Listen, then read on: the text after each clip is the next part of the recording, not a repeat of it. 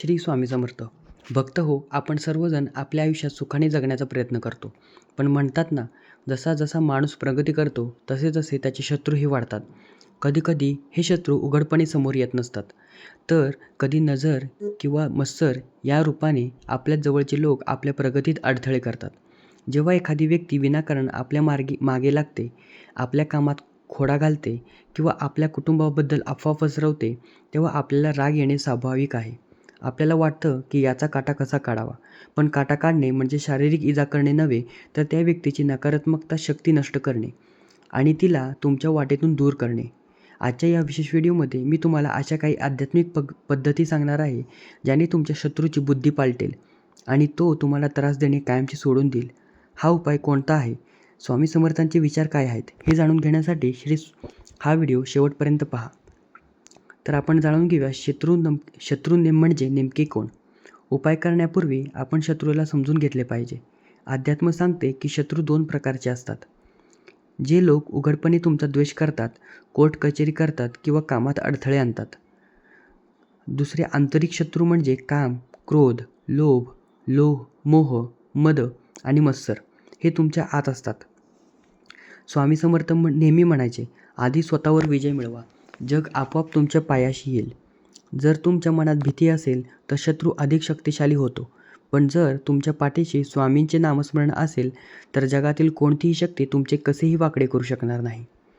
शत्रूचा काटा काढण्यासाठी सर्वात पहिला आणि प्रभावी मार्ग म्हणजे दुर्लक्ष. तुमचा राग आणि तुमची प्रतिक्रिया हे शत्रूचे इंधन असते. तुम्ही जेवढे चिडाल तेवढा त्याला आनंद होतो. जेव्हा तुम्ही शांत राहता आणि तुमच्या कामात मग्न राहता, तेव्हा शत्रू संभ्रमात पडतो. त्याला वाटतं की त्याच्या कृत्याचा तुमच्यावर काहीच परिणाम होत नाही आहे.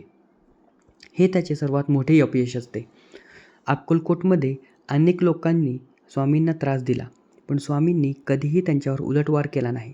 परिणामी ते लोक स्वतः कर्माने नष्ट झाले आणि स्वामींचे भक्त झाले. तर आपण जाणून घेऊया आध्यात्मिक उपाय.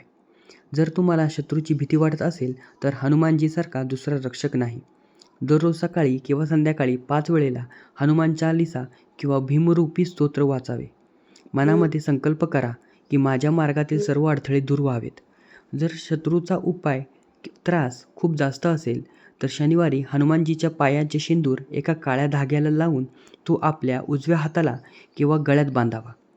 हे एक अभेद्य कवच म्हणून काम करतं. तर आपण जाणून घेऊया आध्यात्मिक उपाय. हा उपाय शत्रूचा नकारात्मक ऊर्जा तुमच्या घरापासून दूर ठेवण्यासाठी आहे. शनिवारी रात्री एक लिंबू घ्या, त्यावर शत्रूचे नाव कोळशाने किंवा पेनने लिहा. हे लिंबू घराच्या बाहेर अशा ठिकाणी नेऊन कापा जिथे कोणाचे पाय पडणार नाहीत. कापताना मनात म्हणा की तुझा माझ्यावरील वाईट प्रभाव संपला आहे. दर मंगळवारी आणि शनिवारी घराच्या मुख्य दरवाजाच्या दोन्ही बाजूंना एका वाटीत थोडे खडे मीठ ठेवा. दुसऱ्या दिवशी ते मीठ पाण्यात वाहून द्या. मीठ सर्व नकारात्मकता लहरी शोषून घेते. तर आपण जाणून घेऊया श्री स्वामी समर्थांचा तारक मंत्राचा उपाय. शत्रूचा प्रभाव नष्ट करण्यासाठी श्री स्वामी समर्थ तारक मंत्र हे रामबाण औषध आहे.